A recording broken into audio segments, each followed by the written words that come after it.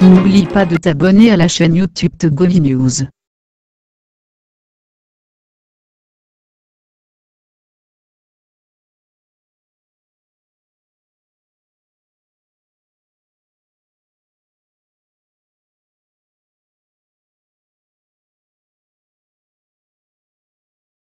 Taxi FM, Taxi Presse. Retrouvez tous les jours de 11h à 12h45 Irrigator et ses confrères à bord du taxi de la mi-journée. Informations exclusives et coulisses de l'actualité, tous azimuts. Nos éditorialistes décryptent et commentent l'univers de l'actualité sans concession et sans langue de bois. Taxi Presse, tous les jours de 11h à 12h45 avec Saint-Irrigator.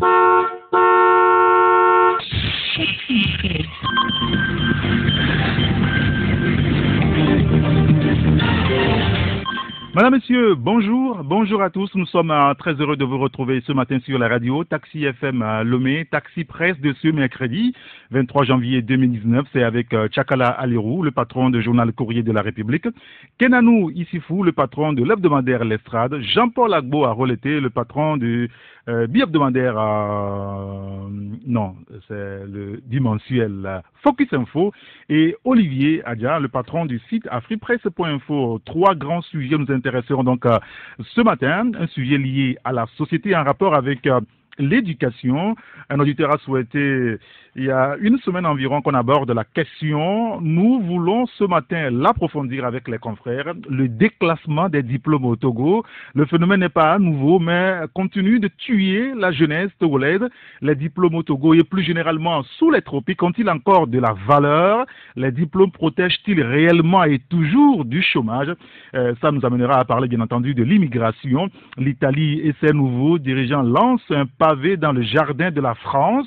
Le vice-président du Conseil italien demande et exige même que la France décolonise totalement l'Afrique.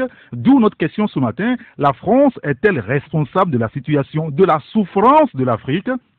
On parlera aussi, si vous voulez, de la politique togolaise. L'opposition prend le pouvoir en République démocratique du Congo, quoi qu'on dise.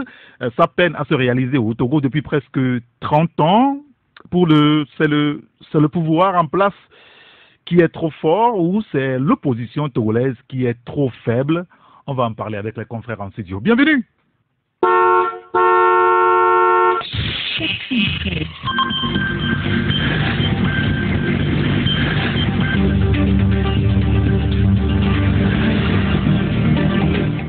Retour en studio avec mes confrères, avec nous, Tchakala Alirou. Bonjour mon grand citoyen d'État. Bonjour grand citoyen d'État Saint-Ric, bonjour à toutes les grandes citoyennes d'État et à tous les grands citoyens d'État. Merci d'être avec nous ce matin. C'est avec toujours le même plaisir. Rebonjour mon cher grand citoyen d'État Olivier Adja. Oui, rebonjour cher grand citoyen d'État Saint-Éric et bonjour à toutes et à tous. Merci de nous avoir rejoints. On sera rejoint tout à l'heure en studio par Kenanou Issifou de l'Estrade et Jean-Paul Agbo à Roleté de Focus Info. Mais je voudrais quand même qu'on aborde tout de suite la question, puisqu'on n'a pas beaucoup de temps aujourd'hui pour tout travailler, puisqu'on donnera aussi la parole aux auditeurs autour de 12h à 20 minutes. La question liée donc au déclassement. Le sujet revient dans l'opinion très généralement, mais sous d'autres formes. Et ce matin, nous voudrons quand même l'aborder clairement. Il n'est pas nouveau quand même que nous rencontrons des jeunes dans notre quartier, dans la ville, qui dit avoir une maîtrise, mais qui est pompiste dans le quartier, par exemple. Il n'est pas rare de vous retrouver derrière un zémidjan qui vous transporte et quand vous discutez avec lui, vous vous rendez compte qu'il a sa maîtrise. Il y en a même qui ont leur master. Vous pouvez avoir des gens qui ont leur master en gestion mais qui sont aussi pompistes, des gens qui ont leur master en anglais mais qui sont caissiers. Et le problème, il est là. Les jeunes sont-ils trop diplômés ou finalement mal diplômés? Ce sont là certaines questions que on se pose dans l'opinion. Comment est-ce qu'il faut aborder ce sujet-là aujourd'hui, Tchakala Alirou? Oui, le sujet, il est très délicat et on pourra l'aborder sur plusieurs angles.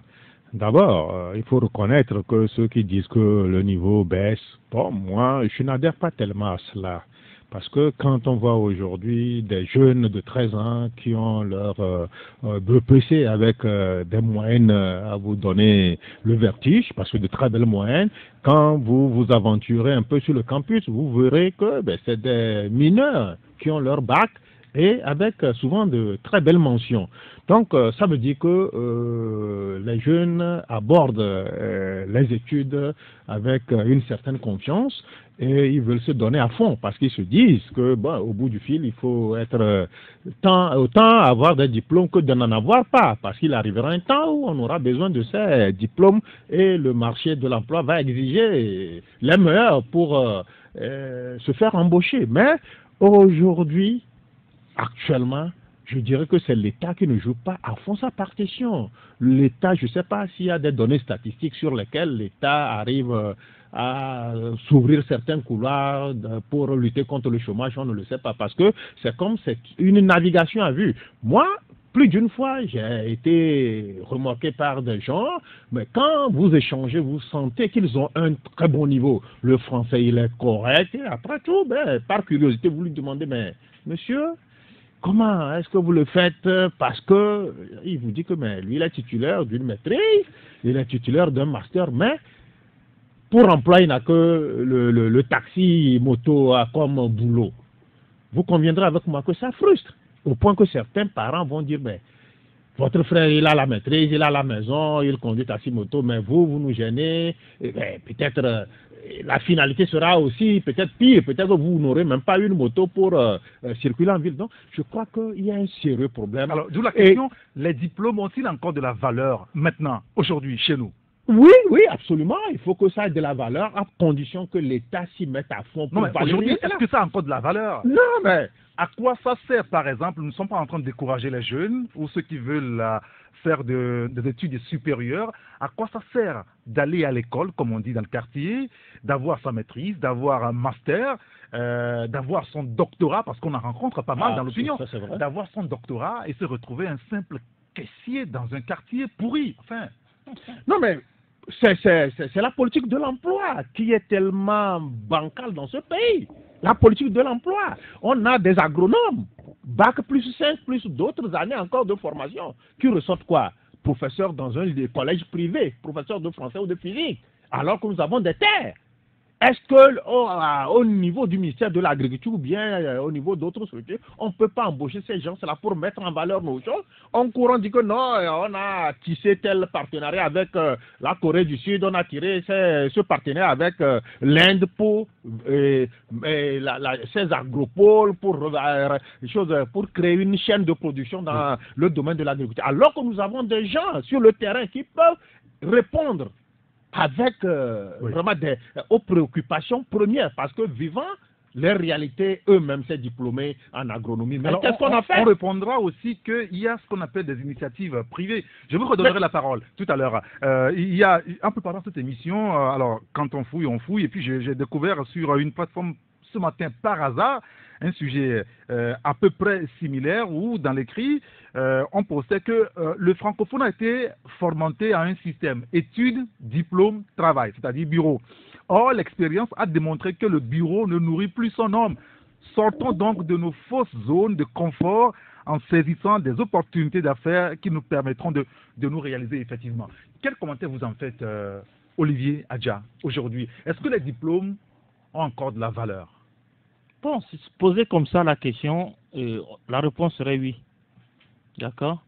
Mais j'estime que c'est un sujet qui est transversal et qui est à explorer à plusieurs niveaux. D'accord? Est-ce que les diplômes ont encore de la valeur? Oui, pourquoi pas? C'est-à-dire, sinon, on conseille à la jeunesse de faire quoi? De ne plus aller chercher les diplômes parce qu'ils n'ont plus de la valeur. Nous parlons de l'étude supérieure. Hein. Absolument. C'est-à-dire, il faut avoir ces diplômes-là. C'est important, puisque ça détermine notre valeur sur le marché de l'emploi. Maintenant, parlons du marché de l'emploi. Est-ce que ça existe dans nos pays? Certains me répondront par oui, mais moi, j'estime que ce marché n'existe pas réellement encore. parce qu'on n'a même pas de réels outils de mesure du marché de l'emploi, de la demande, de l'offre, de la création par l'État de l'emploi, de la politique réelle de l'emploi de nos États. On n'a pas encore voilà, des outils pour mesurer cela. Et au-delà de cela, il y a une jeunesse qui est en croissance exponentielle.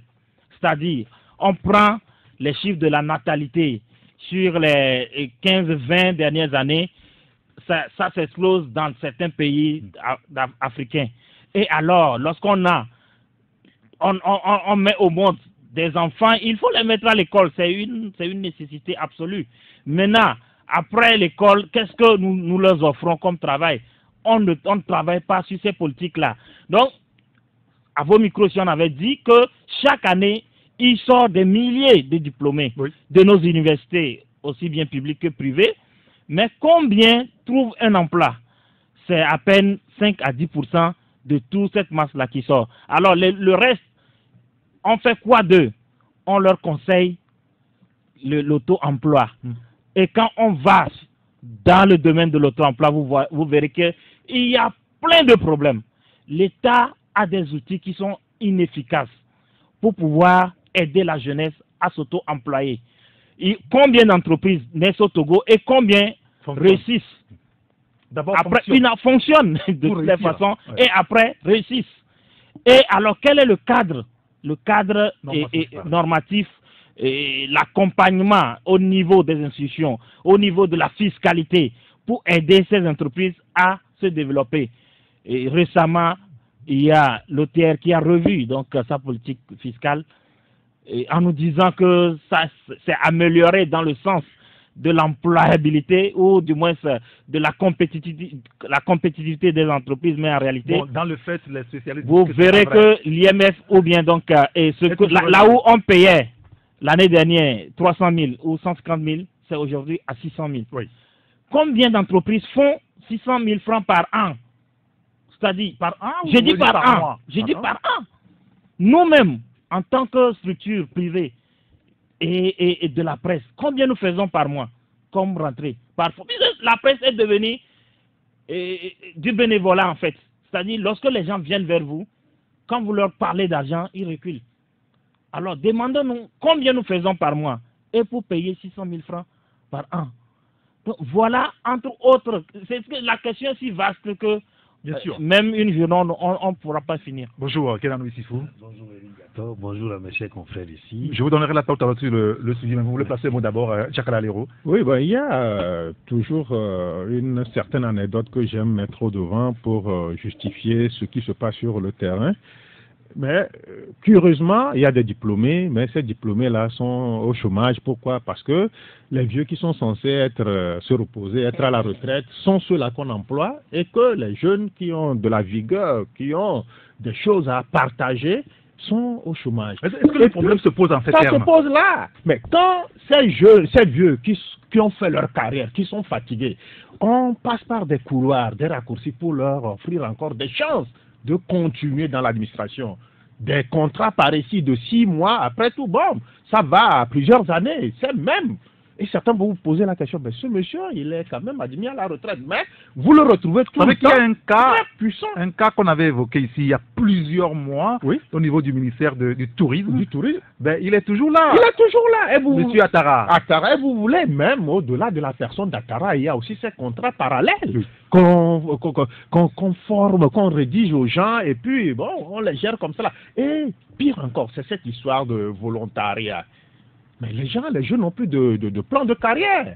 Quand avant, tu sors diplômé et que bon, tu t'engages dans l'enseignement, tu sais que non, je suis engagé à 25 ans, 27 ans, 28 ans et que j'ai tel nombre d'années à faire. Donc, tu fais tout le programme tenant compte du nombre d'années que tu as à mettre. Mais cette histoire de volontariat, on vous prend peut-être 6 mois, 5 ans après, c'est fini. Vous tombez dans le monde encore plus pervers du chômage. Donc, vous savez, c'est mal ficelé cette politique de l'emploi Et c'est un peu curieux que, bon, certains, au niveau des décideurs, on ne prenne pas la chose au sérieux. J'estime qu'on ne prend pas la chose au sérieux. Sinon, si les données statistiques devraient être utilisées à bon escient, on n'en serait pas là. Alors, il faut faire des études, oui. Des études supérieures, quand vous avez des diplômes et que vous ne trouvez pas à faire. Quand vous êtes diplômé, par exemple, en ingénierie, parce que vous ne trouvez pas à faire par rapport à votre compétence, à votre niveau, et que vous vous retrouvez dans le quartier à faire des petits boulots, à les enchaîner, est-ce que c'est de votre faute? Non, la question c'est oui et non. Pourquoi je dis ça, je vais m'expliquer, mais qu'il me soit permis déjà donc, de présenter mes voeux aux confrères ici. Nous avons débattu de dire ça. Mais il faut que je répète, parce que moi, je n'ai pas eu l'occasion de le faire. Très bien. Je souhaite beaucoup d'argent aux Togolais.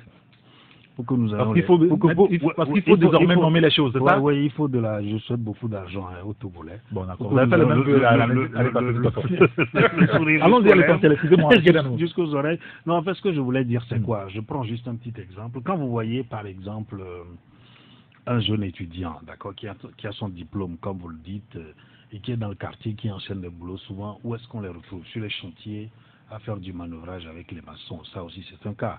Au-delà des émigrants qui ont été cités ici par donc les confrères, vous avez des gens qui se retrouvent sur des chantiers. Mais ce jeune se retrouve à faire du manœuvrage, à couler les dalles pendant 5 ans. Je me pose une simple question. Si pendant ces 5 ans-là, il s'était reconverti, en devenant un maçon, en apprenant carrément, en faisant fi de son diplôme, en apprenant, vous ne voyez pas que ce monsieur serait un chef maçon et pourrait même employer d'autres maçons. Dans ce cas, il y a une question. Oui. À quoi bon faire de longues études pour se rendre compte finalement que, écoutez, ça ne marcherait pas, il faut se reconvertir? Non, nous avons fustigé donc les politiques qui sont mises en place, d'accord, et même les études telles que c'est dit que c'est aujourd'hui, ça se présente aujourd'hui dans notre pays. Mais le problème, le factuel, c'est ça, c'est que la personne est là, et pourtant d'autres ne cessent pas de faire des études, on vient. Ce que je propose, c'est qu'il y ait une alternative, mais qui vienne de nous-mêmes. Parce qu'aujourd'hui, si nous ne prenons pas notre destin en main, mais Aliru Tchakara l'a dit, n'attendez pas que ces vieux-là, qui ne veulent pas partir, nous offrent des alternatives. Donc c'est pour ça que je dis, soyons intelligents, si je dois pratiquer le manœuvrage pendant 5 ans, vaut mieux que j'apprenne la maçonnerie. Ça ne tue pas en réalité. Oui, je peux me reconvertir, puisque finalement je me retrouve pendant 5 ans à faire la maçonnerie. Si je l'avais appris, je serais devenu un maçon, je prenais des chantiers. Donc il y a la question de la reconversion qui se pose si en réalité on a cherché du boulot qu'on n'a pas trouvé. Non parce que c'est ce que nous disons aujourd'hui, si les politiques qui ont été menées depuis des années ont permis une absorption, d'accord, on va dire adéquate, appropriée, des diplômés qui tombent dans le domaine de la fonction publique, on n'aurait pas ce problème. Mais là encore, il y a un autre débat, nous l'avons souvent dit ici, c'est que le schéma qui était là, c'est que tu fréquentes, il y a un oncle qui va te faire affaire, tu vas travailler dans l'administration. Ça rejoint ce que Aliru Tchakara disait, c'est qu'il y a eu du népotisme pendant longtemps où les gens se sont accrochés à l'école parce que quand je vais avoir un diplôme, j'irai travailler dans l'administration. Et au moment où on apprenait aux Togolais donc à aller vers l'entrepreneuriat, quelle était la politique qui était en place? C'est que ça ne pouvait pas tomber comme ça. Il faudrait que pendant une décennie peut-être, qu'on ait envisagé cette politique-là et que dans les écoles déjà, l'adéquation formation-emploi dont on a parlé, dont on ne cesse de parler, ne résout pas le problème. Parce que si ça avait été préparé, bien sûr, si on avait commencé depuis dans les universités, dans les écoles, à préparer les individus, même ne serait-ce que... Alors, ça veut dire qu'il faut changer le paradigme au niveau de l'éducation. Mais bien sûr, aujourd'hui, on parle de la pédagogie active. Si on avait certaines pédagogies qui permettaient à l'individu de développer les stigmas qu'il a en lui, je crois que je ne vais pas aller choisir de faire l'ingénierie si je suis plutôt bon en littérature. Je le fais, mais c'est que je sais qu'il y a une structure ou bien je peux créer une structure qui puisse permettre de promouvoir les livres. On a combien d'éditions aujourd'hui, mais combien de personnes écrivent? Combien lisent? Et qu'est-ce qu'ils écrivent d'abord? Voilà, donc il fallait penser à tout ça là. Si j'écris et que je ne suis pas sûr qu'on va consommer ce que j'écris, ben, je ne vais pas écrire. Je vais alimenter les réseaux sociaux où ça ne donne pas en fait de la lisibilité. Alors qu'en réalité, les idées que je suis en train d'injecter au sein de la société pourraient permettre à la société d'évoluer. Donc je crois que l'aspect social, c'est ça surtout qui fait incriminer par rapport à la question que nous posons ici, et de dire qu'il faut revoir les politiques que nous mettons en place dans nos pays. Il ne faut pas faire du suivisme. Moi, j'ai vu une émission au Cameroun où une enseignante, d'accord, au niveau supérieur, a dénoncé ce système de LMD qui a été introduit. Comment est-ce que c'est venu? Quelles sont les bases qui ont été posées avant que ça ne vienne? Vous voyez, et à chaque fois, on met les choses en place qui viennent désorganiser ce qu'on avait parce qu'on ne fait pas une bonne transition. Écoutez, ce débat est très intéressant. Peut-être que la prochaine fois, on devait le faire avec des spécialistes, des professeurs d'université pour nous aider naturellement à comprendre et à faire des choix. Et peut-être nos auditeurs pourront poser des questions à ce professeur-là. Alors, on va dire aux auditeurs qu'ils ont aussi la possibilité d'intervenir à nous envoyer des messages SMS ou WhatsApp sur le 90 71 49 62. 90 71 49 62, c'est les messages SMS ou le WhatsApp, ça passe aussi. Et comme cet auditeur qui nous dit, pour moi, les diplômes n'ont plus de la valeur, car à quoi sert ces diplômes? Et puis tu as des diplômes, et plus tu as des diplômes, plus tu es nuisible, dit l'auditeur. Il y a un autre qui nous dit ceci, par rapport au sujet du diplôme, moi, je ne vais même pas encore parler de l'emploi, mais un simple stage depuis 3 ans, on ne te l'accorde pas. Et quand je me suis renseigné, ceux qui ont eu des stages, c'est sur recommandation. C'est l'autre plaie de notre système aujourd'hui, Olivier? Oui, c'est une grosse plaie donc, qui gangrène notre système depuis des années. Ce n'est pas une histoire qui date d'aujourd'hui. Mais ça peut s'expliquer. Ça peut s'expliquer du moment où, lorsque l'emploi devient très rare, alors on ne peut passer que par des négociations, des rapprochements. Non mais c'est dangereux. Je ne dis pas que ce n'est pas dangereux. J'analyse le phénomène. D'accord, très bien. Je me mets hors du phénomène pour l'analyser d'abord et peut-être pour donner mon opinion. Mais ce qui peut expliquer cela, je le dis, c'est certainement que l'emploi se fait si rare que pour le trouver, il faut aller, même certains, il faut le négocier. Payent même pour qu'on engage leurs parents et celui qui vous engage, vous devez lui verser une partie de votre salaire que vous n'avez pas encore perçu. D'autres, on vous oblige à coucher avant de pouvoir avoir un travail. D'autres, le phénomène est diversifié. Ce sont des choses que nous dénonçons chaque jour, mais qui sont tellement ancrées dans nos sociétés que nous-mêmes, lorsque nous avons besoin et que nous sommes aux abois, parfois nous optons aussi pour cette solution parce que c'est une solution ultime. La facilité.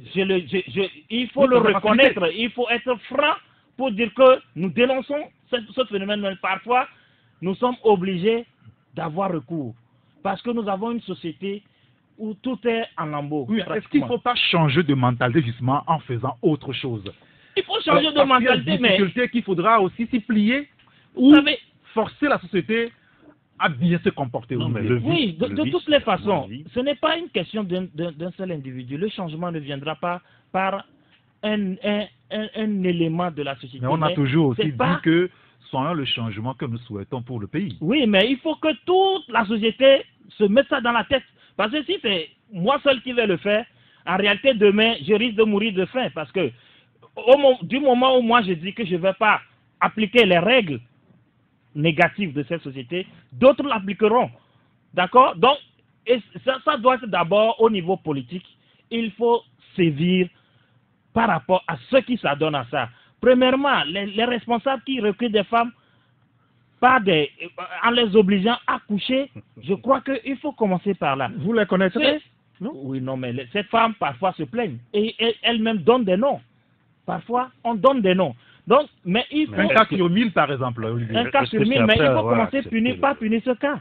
Comme ça, les 1000 ne vont plus vouloir copier. Et j'ai terminé sur ça en disant que il faut aussi voir la question politique. Il y a les pays où il y a de l'instabilité politique. En réalité, c'est aussi des sources ou des causes du sous-emploi. Parce que les investisseurs auront peur de venir investir, etc., etc. Le gouvernement n'aura pas les moyens pour se consacrer à la recherche ou bien donc à la création d'emplois, mais plutôt à résoudre des problèmes politiques. On va revenir à la question initiale, avant peut-être de passer à un autre sujet. Je vous donnerai la parole tout à l'heure, Tchakala Alirou, rassurez-vous. C'est par rapport donc au chômage, on l'évoque un petit peu. Est-ce qu'aujourd'hui, faire de longues études, de très longues études, être ce qu'on appelle intellectuel, avoir ou aligner des masters et des doctorats, est-ce que ça nous met aujourd'hui au Togo, ou peut-être sous les tropiques en Afrique, est-ce que ça nous met à l'abri du chômage? Il y a cet auditeur qui nous dit les études ne nous garantissent pas l'emploi, plutôt nous donnent la possibilité d'en avoir ou d'en créer. Absolument. Oui, je suis d'avis avec celui-là qui a envoyé ce beau message parce que, vous savez, c'est pas garanti. On peut courber sous le poids des diplômes, mais c'est pas évident qu'on puisse s'en sortir avec ces diplômes. Mais on peut, par ces diplômes, avoir le génie de création. On peut s'en sortir par la force de tout ce que nous avions eu à avoir comme étude, comme bagage intellectuel. Donc, c'est un canal aussi qui peut nous permettre de mieux nous en sortir que ceux-là qui n'ont pas notre niveau. Ça, c'est d'un. Maintenant, il y a aussi ce chômage dont certains se servent de façon cynique, comme arme politique. Parce que, quand vous voyez sur le terrain, quand à des occasions ponctuelles, quand on a besoin de la foule, mais c'est de ces chômeurs-là ces chômeurs-là, ce sont eux qu'on exploite. Ce sont eux qu'on exploite. Vous avez une fois vu les fils de ces gens-là, de ces barons-là, être dans la foule, qu'ils font marche de soutien, ou bien qui sont ces diplômés-là qu'on utilise quand il y a campagne pour pour aller jouer les petits rôles, les petits rôles sur le terrain quand il y a chose. Non, je crois que c'est une arme pour tant que le chômage va sévir, on aura de la matière, c'est qu'on aura cette ressource humaine pour s'en servir quand le besoin se fait sentir. Donc c'est ça aussi, et le côté pervers de la chose. Les politiques aussi ont une lourde responsabilité dans cela, parce qu'ils se disent, mais si tout le monde est heureux, si tout le monde s'en sort, mais finalement quand le besoin se fera sentir, qu'on aura besoin des gens pour des sales boulots, on va trouver qui finalement? Donc je crois que c'est aussi ça. Il ne faut pas dire que je suis en train d'exploiter quelque chose, mais c'est des réalités. Mais un parent qui a cette possibilité-là aussi de vous trouver à faire, il va dire, mais il a le master, mais moi je suis venu qu'avec le bac. Mais si je fais sa promotion, demain il sera mon chef. Là, je n'aurai plus ce petit garçon d'aussi là qui entend, bon, quand j'arrive au village, il me cire les chaussures. Donc, vous savez, c'est pervers. Tant qu'on parle de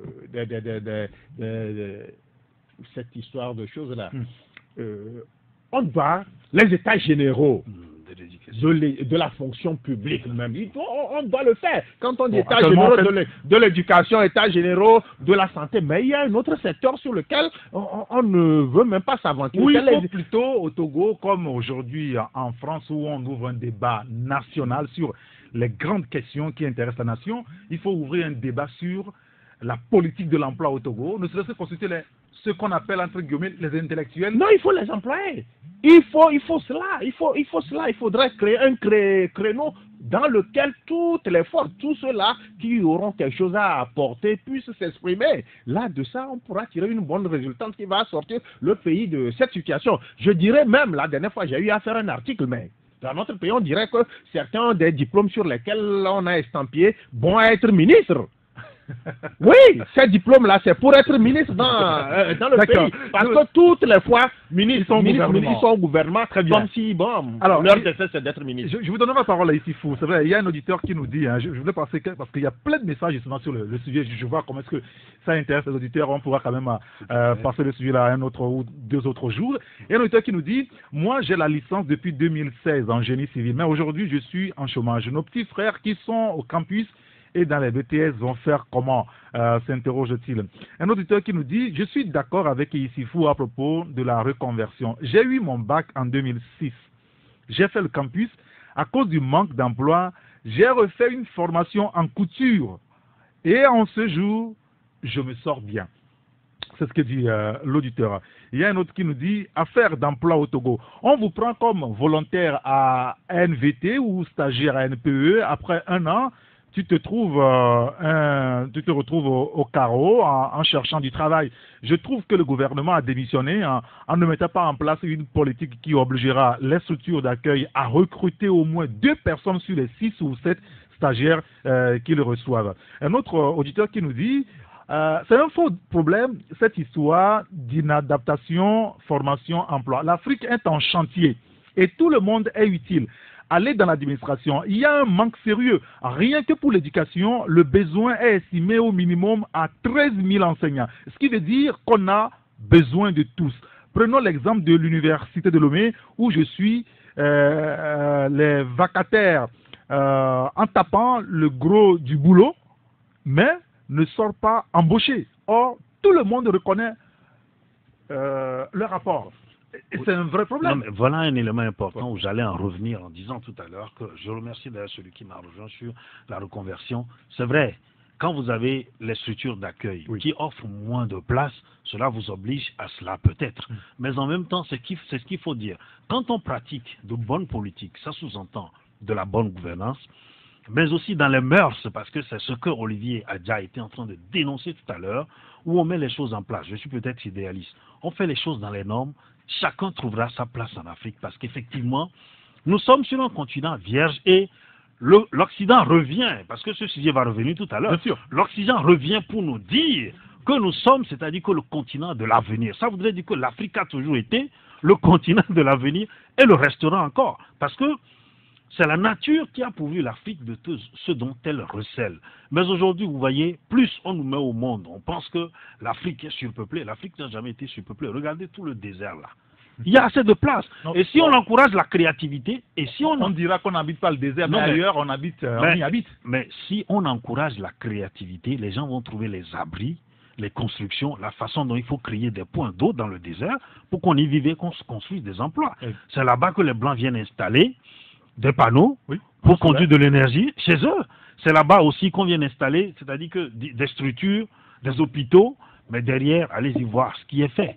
Mais ce sont les ressources qui sont en fait visées. Ce que je voudrais dire, c'est que la question, elle est bien posée, mais le volet social, j'y reviens encore, est très important. Il y a l'individu lui-même.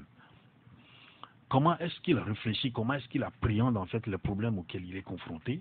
Il y a l'État par rapport aux politiques que l'État met en place. Et il y a donc le moule commun, comme le disait Olivier Adja, il faut qu'on crée une philosophie, il faut qu'il y ait une discipline, il faut qu'il y ait des dogmes. Quel est le Togo de demain? Je le dis ici souvent. Mais dans les 10 prochaines années, vers quoi l'on veut tendre en réalité? On met les choses en place et en réalité, même s'il faut endoctriner les gens, je parle comme ça entre griffes, c'est de l'enseigner. Voilà le Togo que nous voulons construire. Les individus togolais de demain, les Chinois l'ont fait, ils ont réussi. C'est quand même un bon document, je ne sais pas si vous avez eu le temps, sûrement à l'époque de le lire. Oui. Togo Vision 2030. Mais bon, c'est vrai qu'aujourd'hui, on ne sait pas où est-ce qu'on en est véritablement. Mais bien sûr, quand le document est sorti, quelle est la promotion qu'on en a fait? Non, très peu. Je vous ai dit ici sur ce plateau que j'étais à une sensibilisation, une séance de sensibilisation. Une jeune fille en FASEG a levé le doigt, nous a posé la question de savoir si la Vision 2030, c'est le chef de l'État seul qui la met en œuvre ou c'est avec tout le peuple entier. Ça pose une question. Ça voudrait dire avec le peuple, il faut divulguer. Mais bien sûr, ce document-là aurait pu être même, c'est-à-dire un document d'enseignement. Vous voyez, où on enseigne aux Togolais, le Togo de demain va ressembler à ceci. Pour que tu aies ta place, voilà le chemin que tu dois emprunter. Et on met les structures en place pour guider les gens vers. C'est pour ça que je dis, quand rien n'est défini, on ne fait pas de programme et de suivi. Il a dit tout à l'heure, le volontariat, qu'est-ce que c'est devenu aujourd'hui? C'était en vogue, ça devient une tendance et puis après, ça tombe dans la désuétude, on n'en parle plus, on ne revient pas pour faire le point et dire, bon, voilà où on s'était arrêté.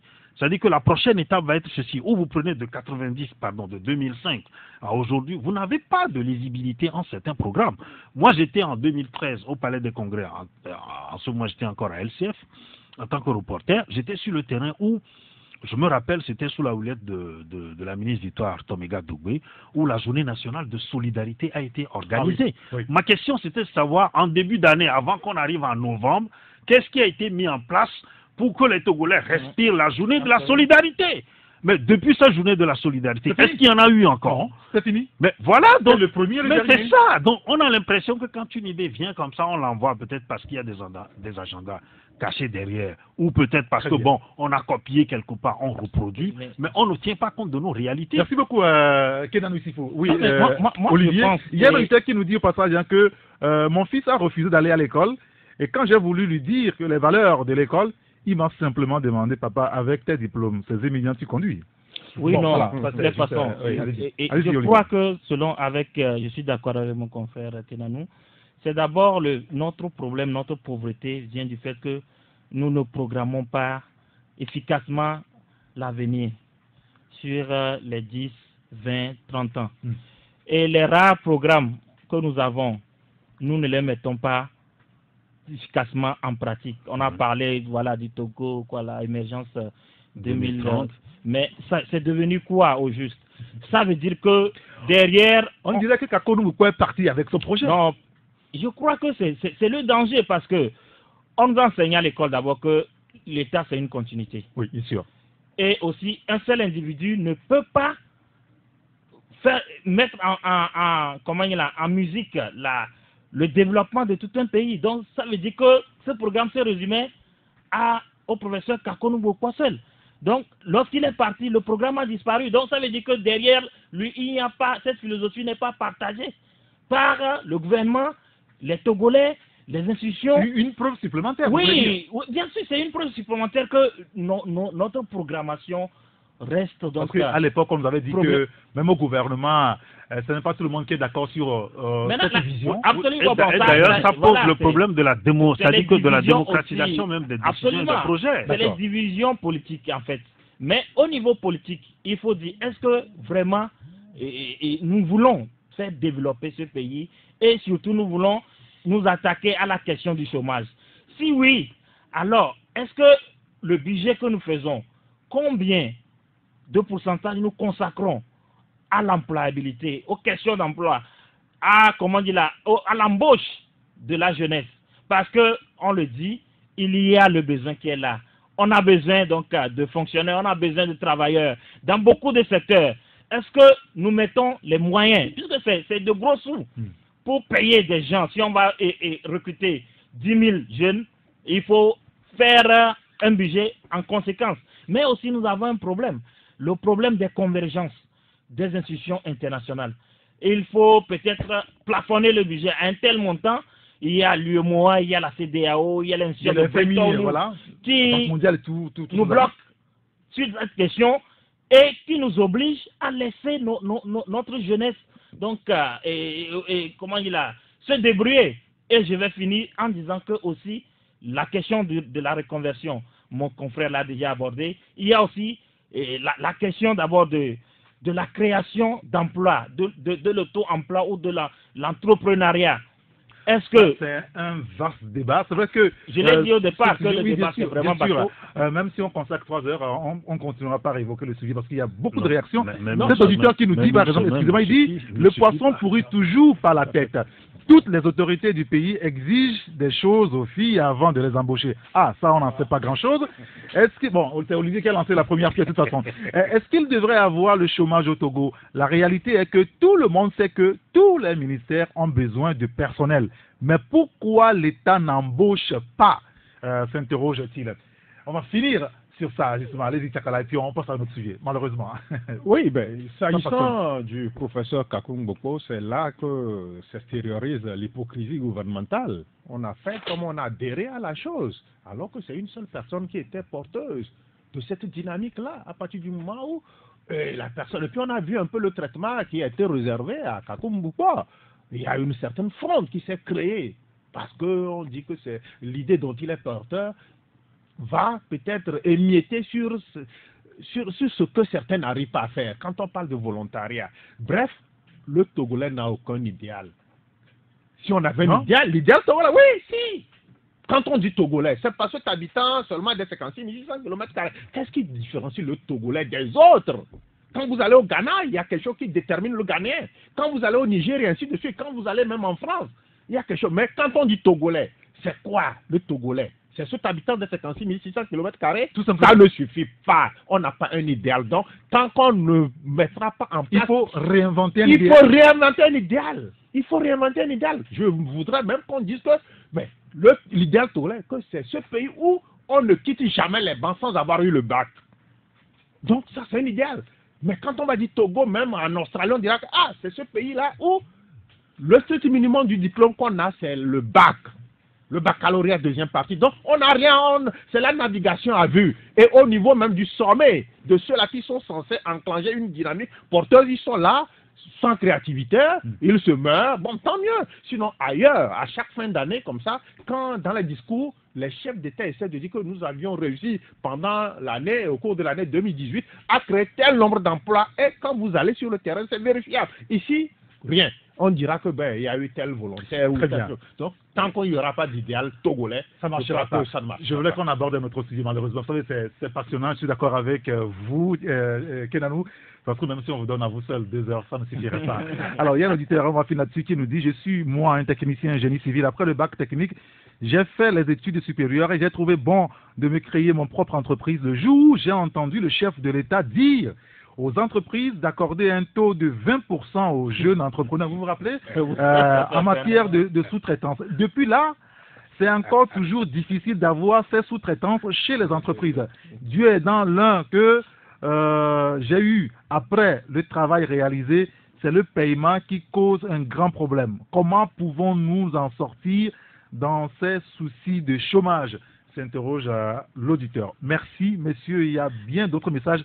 On pourra y revenir lorsqu'il sonnera à 12h20 quand on donnera la parole aux auditeurs au téléphone. Ils pourront réagir également sur ce sujet, sur le 93 96 99 99 ou le 99 20 09 59. Mais nous allons aborder un autre sujet lié donc à l'immigration. Et c'est l'Italie avec sa vice-présidence ou son vice-président du Conseil italien qui lance un pavé dans le jardin de la France. Eh bien, la France, et c'est la question que je vais poser ce matin, Olivier, parce que vous avez traité le sujet sur votre site afripresse.info ce matin, la France est-elle responsable de la souffrance de l'Afrique?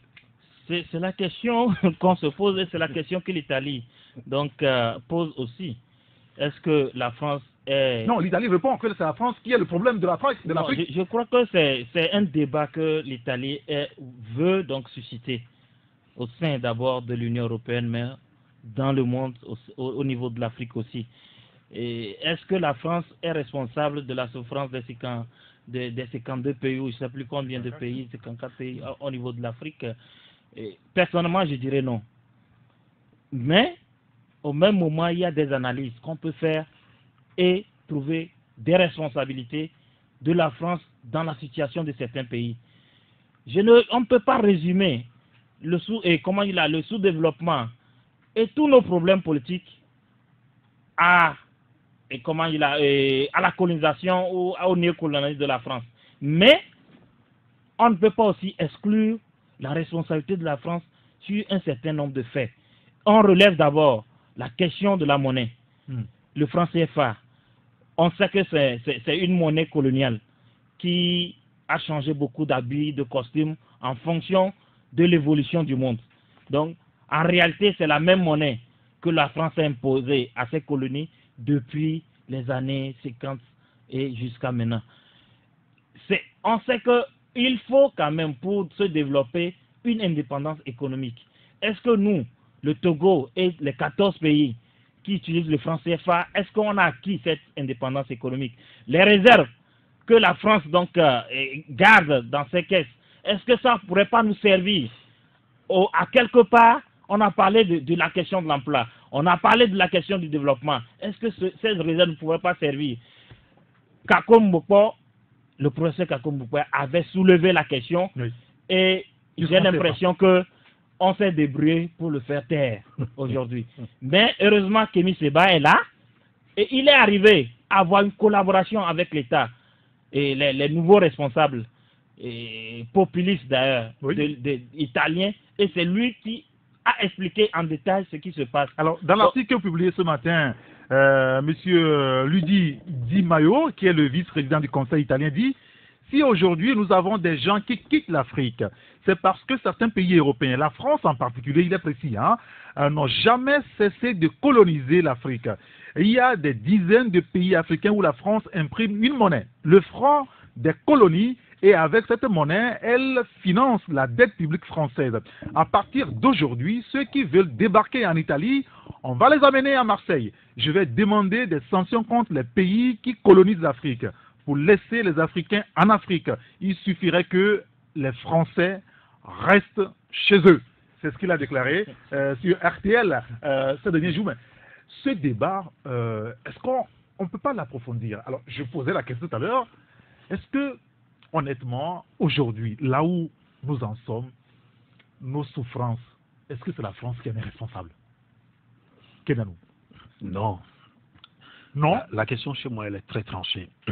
Il y a encore quelques années, quand vous voyez un peu les systèmes coloniaux tels que c'était venu en Afrique, j'aurais pu peut-être dire, parce que si nous n'avions pas ouvert nos portes, je crois que le colon n'aurait pas pu s'installer. Quand vous retournez, il est rentré, il s'est installé. Bon, il dit... Mais aujourd'hui, mais il dit qu'il est parti parce que nous avons demandé qu'il parte. Et dans quelles conditions il est parti? Et quand il est parti, ceux qui en ont hérité, qu'est-ce qu'ils en ont fait? Est-ce qu'au niveau des divisions, c'est-à-dire que nous avons au niveau ethnique, régionaliste et tout ce que vous savez, ce n'est pas le français. C'était comme ça avant que le blanc n'arrive sur nos terres. Mais ce que je voudrais dire, en fait, on va élever un peu le niveau du débat. Soyons moins naïfs, parce que, en fait, si l'Italie est en train de poser le problème, c'est par rapport aux élections européennes. Mais bien sûr. Et puis en plus, c'est qu'en réalité, on ne peut pas laisser, c'est-à-dire que certains pays européens contribuer à la charge, vous comprenez un peu, des phénomènes qui viennent de l'Afrique, alors que c'est la France seule qui profite un peu du franc CFA. Ça reste aussi un autre aspect. Voilà. Et puis, n'oubliez pas qu'entre-temps, Sarkozy est passé par la Libye. Oui. Et vous savez qu'il y a eu un accord que les Français ont, disons, ce sont des accords que les Français ont organisé avec donc les forces en présence en Libye en ce moment pour les amener à une même table de discussion. Mais très vite, l'Italie a organisé une autre rencontre. Donc il y a un problème de leadership donc entre les Européens et ça c'est dans les relents un peu de l'histoire coloniale même qu'on avait. Chacun veut encore s'organiser pour partager le gâteau. Mais bien sûr, il y a cet aspect-là qu'il ne faut pas oublier. C'est pour ça que je dis soyons moins naïfs. Bon maintenant, quand on revient un peu à nos problèmes, c'est comme moi je le dis. Quand nous sortons tous les jours et que nous avons des problèmes de gouvernance, nous avons des problèmes d'éthique. Tchakala l'a dit tout à l'heure, quel est l'idéal que nous avons dans nos pays? Quand vous construisez, vous créez un couloir, vous voulez converger vers un point, quelqu'un l'a dit tout à l'heure, les accords de libre-échange qu'on est en train de dénoncer aujourd'hui, ce n'est pas seulement la France, mais c'est toute l'Europe et l'Occident. L'Italie en fait partie. Donc ce que je voudrais dire, c'est que si dans nos pays, nous avons des institutions fortes. Nous avons un idéal pour nos pays. Le continent africain de 2030 ou bien la vision des 64 est une vision où on peut arriver à une monnaie unique où les gens vont faire le sacrifice de délaisser un peu le terrain qu'ils avaient conquis par rapport à leur monnaie. Je crois que ce problème serait réglé. Donc, la question où on remet souvent en cause l'Occident, qui soit la source des problèmes des Africains, réalité, je me porte en faux contre notre propre problème. Mais écoutez, suivez nos médias. J'ai dit ici un jour, quand on enseigne dans les laboratoires à l'école, d'accord, disons les formules, les vases communicants, et qu'à la télévision, l'enfant rentre le soir. Il n'y a pas un programme entre 17h, 18h pour enfants où on voit ces expériences-là dans de petits documentaires. Ce sont les fesses qu'on montre en l'air où les gens chantent tout le temps. Vous pensez que c'est l'Occident qui fait ça? Non. C'est pas l'Occident qui fait ça. Je suis désolé. Le problème, c'est que l'individu africain souffre d'un problème. C'est que plus Canal Plus maintenant. Hein. Ben voilà. Et ce sont eux aussi qui nous demandent beaucoup de fesses. Non, mais en réalité, c'est vous qui êtes allés. On ne vous oblige pas à vous abonner. Je suis désolé. Si nos chaînes offrent de bons programmes parce que ceux qui créent les médias ont une vision pour l'Afrique et qu'ils offrent de bons programmes, qu'est-ce que je vais aller regarder sur Canal Plus? Non, je termine en disant ceci. Et c'est important pour moi parce que je ne sais pas si je vais revenir. Il y a l'autre problème aussi qu'il ne faut pas oublier et ne pas perdre de vue. C'est le fait qu'en réalité, en Afrique, nous n'avons pas aujourd'hui d'icône qui nous draine en réalité. Ah oui. Prenez le cas Gbagbo. Prenez le cas Gbagbo aujourd'hui qui est en train de revenir. Ça aussi, c'est un autre débat. Vous savez, si en réalité, on était resté sur le fil, les Sankara sont morts, est-ce qu'il y a eu encore d'autres Sankara? Il y a eu un Nkrumah par ici qui est mort. Est-ce qu'il y a eu d'autres Nkrumah? Nous avons une crise identitaire majeure où nous ne savons pas à qui nous identifier. Si nous avons nos figures, mais le Chinois va vous parler de Mao Tse-tung, qui est resté quelqu'un qui a donné à la Chine ses lettres de noblesse d'aujourd'hui. Mais c'est parce que le Coréen va te parler de Kim Il-sung. Mais bien sûr, qu'est-ce que nous avons en Afrique? Tout ce que nous avons, les Samori Touré, il faut voir comment on nous les a présentés. Mais nous sommes intelligents, nous sommes allés à l'école des Blancs, nous connaissons l'histoire. Il faut reproduire les choses, mais dans le sens inverse. Alors, comme je pense un proverbe africain qui le dit, et ça c'est Abi Alpha qui nous le ressasse tout le temps,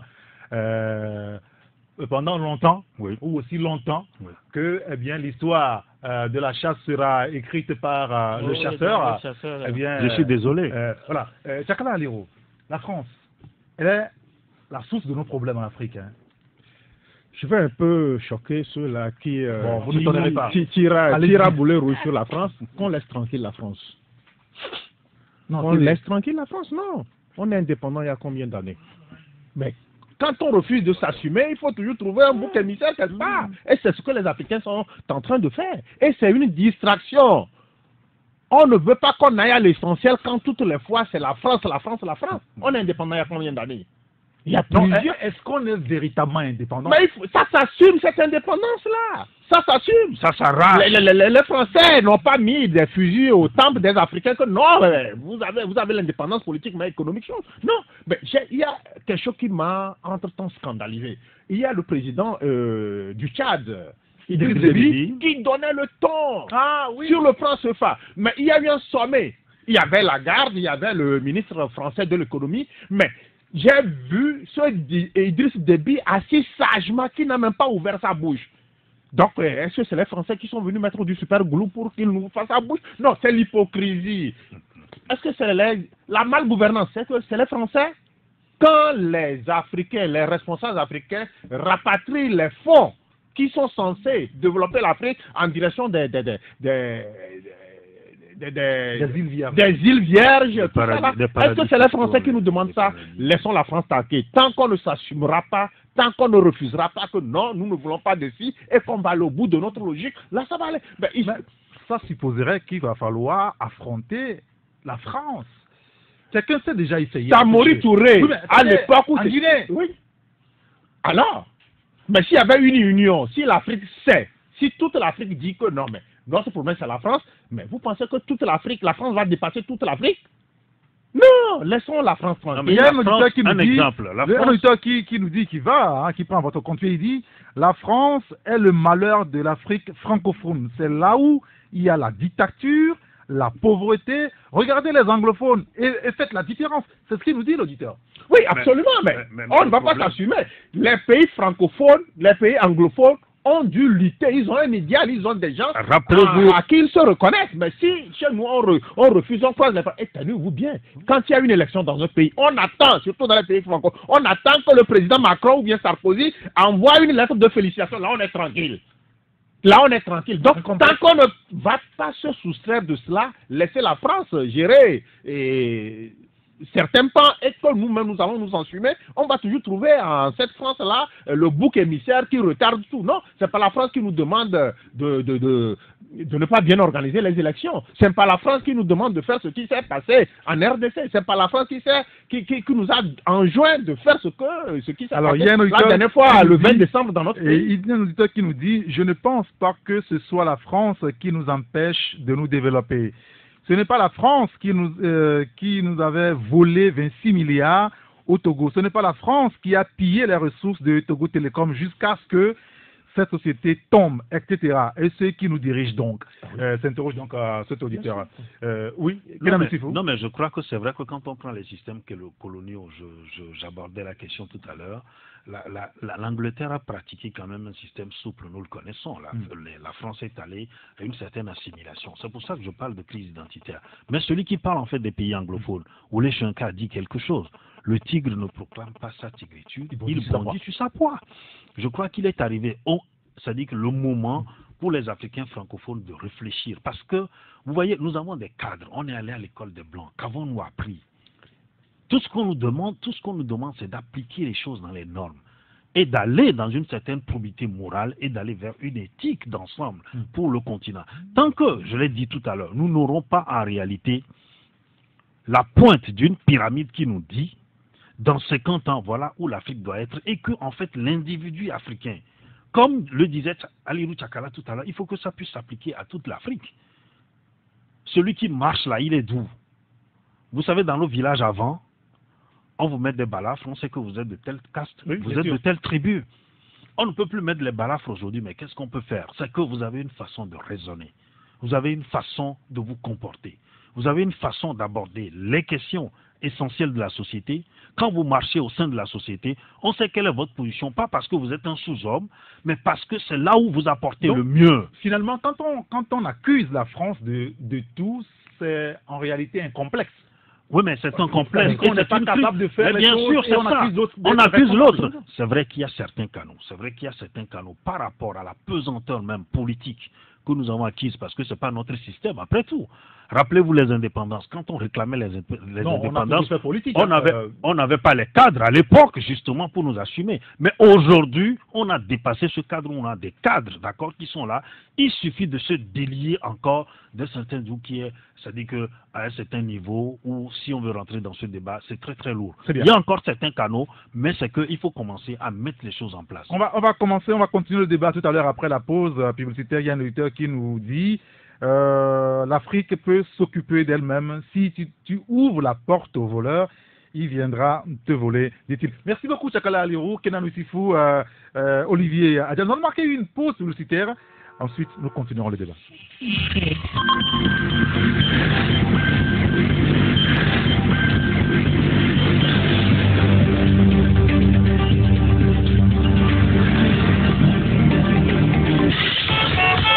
Vous écoutez Taxi FM. Il est midi.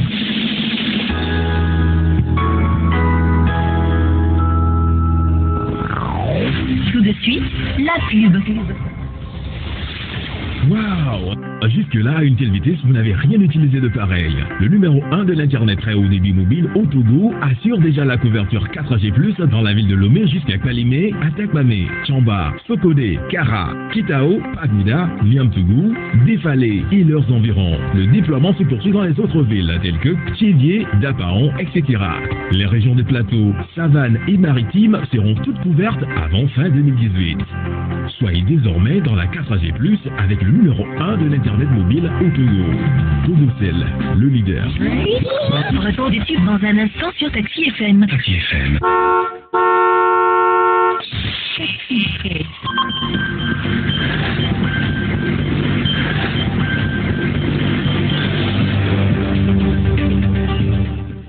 Taxi Presse, il est 12h, presque 1 minute sur la radio.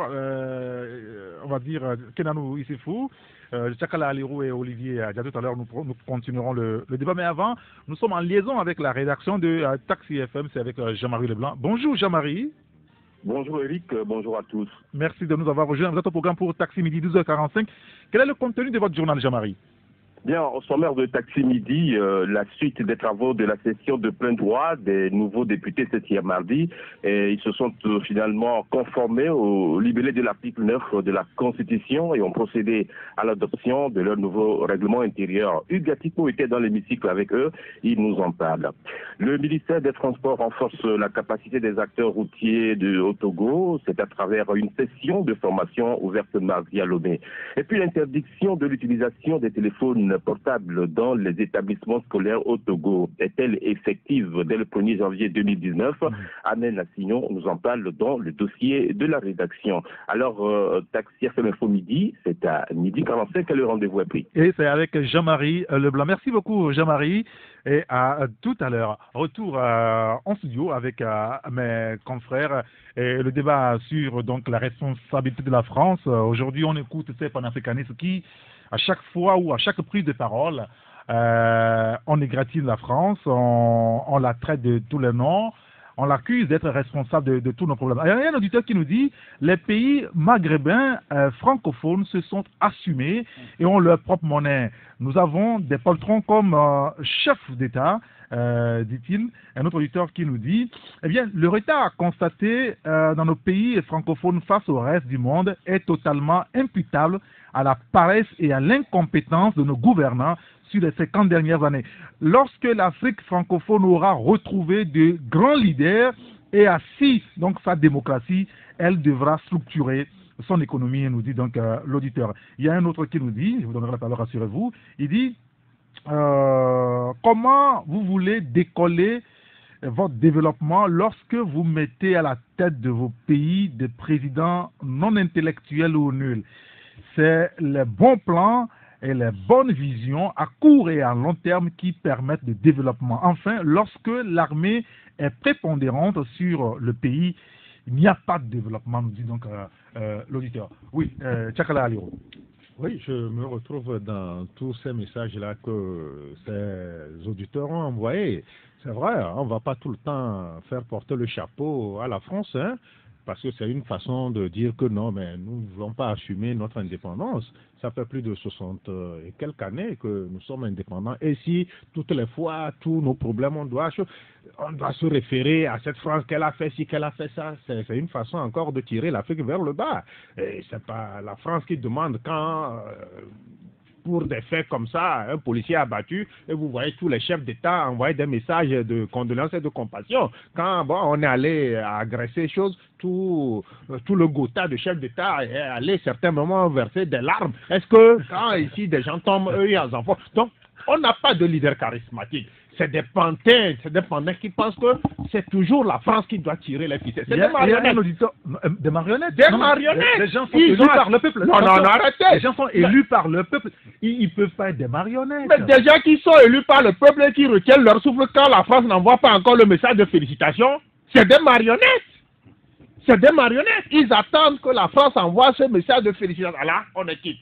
On respire. On commence par... On étouffe, on commence par respirer. Il y a un auditeur qui nous dit... Lorsqu'on vient négocier avec les chefs d'État africains dans les élections et que les ressources sont volées et les chefs d'État ne disent rien, on dira que c'est qui? C'est la France, le problème. Non, pas la France. Non, je suis en train de lire un message. Olivier Ada. Non, je crois que, soyons sérieux, il faut situer les responsabilités. La France a une part de responsabilité dans le retard des pays africains. Je ne résume pas tous nos problèmes à la responsabilité de la France. Nous avons plus de responsabilités parce que nous ne nous assumons pas par rapport à la France, à l'histoire. Nous ne nous assumons pas. Nous ne prenons pas nos destins en main. Nous ne décidons pas de couper le cordon ombilical avec le pays colonisateur. Nous sommes toujours dans une relation de colonisé et de colonisateur. Psychologiquement, toujours, c'est-à-dire dans la psychologie et comment dire la sociale de certains pays africains, la France reste le parent à qui on expose tout. Lorsqu'on a des problèmes, c'est la France qui vient résoudre. Même ce que nous mangeons, nous tendons la main à la France. Lorsque nous sommes attaqués sur notre territoire par une rébellion ou par une force extérieure organisée de 10 personnes, c'est l'armée française à qui nous faisons appel. Alors, qu'est-ce que vous nous dites? La France, c'est parce que nous-mêmes, nous ne nous assumons pas. Mais aussi que... Peut-être qu'on n'a pas toutes les capacités. Absolument. Absolument. Parce que pour former nos armées, quels sont les coopérants qui arrivent? Où est-ce que nous les envoyons? C'est à Saint-Cyr. Et les coopérants militaires, qu'est-ce qu'ils nous donnent comme formation pour acheter les armes pour nos militaires? Nous sommes obligés d'acheter ça sur qui? En réalité, je crois qu'il y a des accords des non-dits entre les pays africains et la France, de paternité ou de paternalisme, qui font que nous sommes obligés d'accorder la plupart de nos ressources à leurs entreprises. Nous sommes obligés de faire des concessions de nos ports à leurs entreprises. Nous sommes obligés, c'est ça l'obligation psychologique, ou je ne sais pas comment la classer, mais je crois que ça existe. D'accord? Mais on peut s'en départir, on peut se libérer de cette emprise, mais en commençant par, je vais finir sur là, en commençant d'abord par la monnaie. Parce que moi j'estime que l'indépendance ne doit pas être que politique. L'indépendance, ça doit donc concerner d'autres domaines, comme la monnaie, comme l'espace aérien. Sur la question de la monnaie, il y a deux classes même en Afrique qui s'affrontent sur le sujet. Oui, je sais bien qu'il y a deux classes. Mais j'estime, moi je ne suis pas un communiste, mais j'estime que nous ne sommes pas plus grands que les pays qui ont réussi à avoir un système monétaire propre à eux. Il y a le Ghana, je sais que les gens me parleront d'ici de sa faiblesse. Il y a le Nigeria, il y a les pays du Maghreb qui ont leur propre monnaie, mais qui s'en sortent. Alors pourquoi 14 pays d'Afrique ne peuvent pas avoir leur monnaie propre et se mettre ensemble? Les économistes nous vous expliqueront les avantages et les inconvénients, mais j'estime qu'on peut le faire. Bien, merci beaucoup. Alors, sur la question du développement, il y a un auditeur qui nous dit, qu'est-ce qu'on apprend dans nos universités? Est-ce qu'après les études, est-ce qu'un ingénieur a déjà fabriqué une prise électrique? Qu'est-ce qu'on apprend dans nos universités? On ne fabrique rien, on importe tout et on veut se développer. S'interroge l'auditeur. La Guinée, l'Érythrée et le Zimbabwe ont leur monnaie. Qu'est-ce que ça change, dit l'auditeur, ou bien c'est aller acheter du pain avec une brouette de billets qui est l'indépendance monétaire. Commençons à bien gérer nos États d'abord, dit donc l'auditeur. Kenanou, et puis on passe à un autre sujet, très rapidement, avant de donner la parole aux auditeurs au téléphone. Je disais, ce qui est important qu'il ne faut pas perdre de vue, il faut régler la crise identitaire. Ça rejoint un peu ce que Olivier Adia disait. Mais ce n'est pas en réalité le fond du problème. Il reste qu'il y a certains canaux au-delà même, voire spirituels, par lesquels aujourd'hui, quand il parle de paternalisme, il y a un certain nombre de choses que nous ne pouvons pas régler aujourd'hui. Mais si, il y a 50 ans, on avait mis en place, effectivement, de façon progressive, et c'est là où, quand vous remontez un peu dans l'histoire, il y a eu certaines erreurs de commises.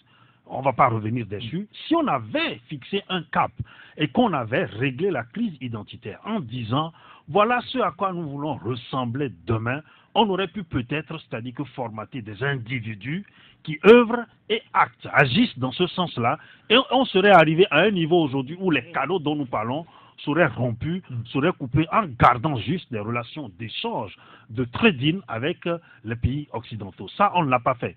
Deuxième élément, c'est que là où nous sommes aujourd'hui, il y a un gros risque que nous courons par rapport à la nouvelle génération. Il ne faut pas croire que c'est en rejetant la France en bloc qu'on fait du panafricanisme. Oui, je suis désolé. Justement, parce que ça, c'est en vogue aujourd'hui. Il y a une nouvelle génération qui arrive, pour qui la France est le problème. Vous voyez, non, vous savez, le radicalisme, on va y arriver dans d'autres domaines aussi. Ça tue en réalité la lutte, et ça, c'est le plus gros danger. Il ne faut pas perdre de vue d'abord les problèmes qu'on a soi-même, nos réalités, avant de vouloir atteindre un niveau donné. Quand vous voulez faire votre révolution à la maghrébine, alors que sur le plan social, sur le plan ethnique, vous n'avez pas une organisation qui vous permet aujourd'hui de vous reconnaître les uns en les autres, il ne faut pas aller vers cette étape.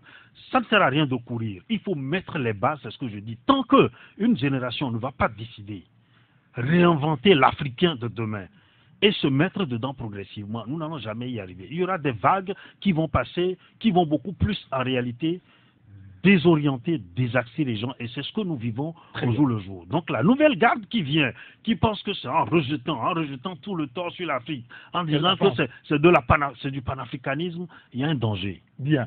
Il y a un auditeur qui nous dit, moi, la France n'est pas à la base des problèmes des Africains, c'est comme Satan et les humains, où les humains accusent toujours Satan d'être à la base de leurs problèmes. Oui. Bon, voilà, lui, c'est pour caricaturer. Mais il y a un cas très patent de cette servitude dans laquelle les dirigeants africains s'engluent. Prenez un peu cette histoire de compagnie panafricaine Air Afrique. Oui. Mais à qui a-t-on confié le redressement de cette compagnie? Un Français, alors qu'il y a Air France qu'on voudrait voir implanté dans tout. Le gars est venu et vous avez vu la suite. Air Afrique n'existe plus. Et c'est Air France qui a pris la chose. Donc, qui a demandé que ce choix-là soit fait. C'est les dirigeants africains qui se sont retrouvés et ont décidé en âme et conscience d'assumer ce choix-là en le portant sur un Français qui est venu annoncer, ou bien dire la messe de requiem de Air Afrique. Donc, je crois que c'est nos... Attaquons-nous à nous-mêmes, laissons la France tranquille et mieux on se portera. D'accord, très bien. Messieurs, merci beaucoup. Je voulais qu'on aborde le dernier virage avant de donner la parole aux auditeurs. On aura très peu de temps, c'est sur la question politique au Togo. Vous savez, le studio divise toujours et ça divisera toujours. Alors, je voulais poser une question simple par rapport à ce qu'on vient d'assister, en République démocratique du Congo. Quoi qu'on dise que Félix Tshisekedi ait négocié le pouvoir avec Joseph Kabila, que ce soit un jeu entre les deux hommes, qu'en réalité, c'est Martin Fayulu qui a gagné. C'est l'opposition qui vient au pouvoir, parce que Tshisekedi, il est de la frange quand même de l'opposition. Alors pourquoi ça a marché en RDC et nous on a de la peine au Togo, ne serait-ce que pour installer un opposant proche du pouvoir au pouvoir? Je vais commencer par vous, Tchakala. Non, c'est pas bien de commencer par lui. Non, mais vous savez, dans plusieurs de mes articles, je me suis posé la question par rapport au cas togolais, si c'est le pouvoir togolais qui est trop fort et que c'est l'opposition qui est trop faible. Oui. Là, je dirais tout simplement qu'il y a un système au Togo qui est un système très fort, un système très enraciné, et non seulement ce système ne se limite pas à ce que nous voyons, mais il y a une armée qui vient en appoint à ce système-là. Donc vous pensez que ça peut, par un coup de main comme ça, on peut dégager un système comme ça? On nous a dit en RDC également que Kabila contrôle l'armée, Kabila contrôle la Cour constitutionnelle, Kabila contrôle beaucoup de choses. Et pourtant, un opposant est au pouvoir, en tout cas. Oui, mais là... aujourd'hui, il commence par recevoir les félicitations de l'Union européenne, de l'Union africaine, qui commencent par venir un petit peu, et puis de plusieurs de ses frères africains. Justement, vous pensez que Kabila est hors jeu dans la gestion des affaires? Kabila, c'est le grand vainqueur, quoi qu'on dise, c'est Kabila. C'est Kabila qui est le grand vainqueur, parce que Kabila aura son mot à dire, parce que maîtrisant tous les compartiments de l'Assemblée nationale, et même le Premier ministre viendrait des rangs de Kabila. Ça veut dire que c'est Poutine, Medvedev à la congolaise qui est en train de choses. Qui va se passer? Qui va se passer. Parce que Kabila n'est pas hors circuit. Kabila, d'ailleurs, ça a été négocié. Vous pensez que si le papa de Tshisekedi avait voulu ces petits arrangements-là, il ne serait pas au pouvoir depuis? Mais il a refusé. Mais vous verrez que en voulant maintenant s'affranchir de la toute-puissance de Kabila, Tshisekedi va créer un autre problème, hein? Parce qu'à un moment, il va vouloir, genre, ce qui s'est passé en Angola, où le président qui a été positionné par Eduardo dos Santos a voulu s'affranchir. Oui. Parce que ça va se passer à un moment. Parce que Tshisekedi n'aura pas le coup de défense tant que le jeu que nous voyons actuellement sera en place. Mais, quoi qu'on dise, Tshisekedi, c'est quelqu'un de l'opposition, il est venu. Voilà, et c'est pour ça qu'on pose la question clairement ce matin. Est-ce qu'il aura les coups de franche pour mener à bien sa politique? C'est pour ça qu'on pose la question ce matin. Le confrère Focus Info, dans sa livraison du jour, revient également sur le sujet. En RDC, l'opposition prend le pouvoir. Au Togo, elle marche. Et c'est pour ça que je pose la question clairement. Olivier, l'opposition prend le pouvoir en RDC. Ça peine à se réaliser au Togo depuis presque 30 ans. Aujourd'hui, 29 ans pour être précis. Alors, est-ce que c'est le pouvoir en place qui est trop fort ou c'est l'opposition qui est trop faible? Il y a un auditeur qui nous dit, dans la parole, qui nous dit, ni l'opposition n'est faible, ni le pouvoir cruel n'est fort, puisque utiliser les armes achetées par le contribuable togolais sur le même peuple pour confisquer le fauteuil présidentiel n'est pas une force. Donc, seul le peuple togolais est faible pour avoir laissé son destin entre les mains des politiciens véreux. Oui, je partage une partie donc, de son analyse. L'opposition n'est pas faible, le pouvoir n'est pas trop fort, mais j'estime que c'est l'approche qui est mal pensée. J'estime que les méthodes, l'approche, la stratégie au niveau de l'opposition a toujours été mal pensée. Et le cas de la RDC nous instruit à plus d'un titre. Parce que moi, j'estime que le Togo et la RDC ont une histoire, un parcours pratiquement convergent. On a connu le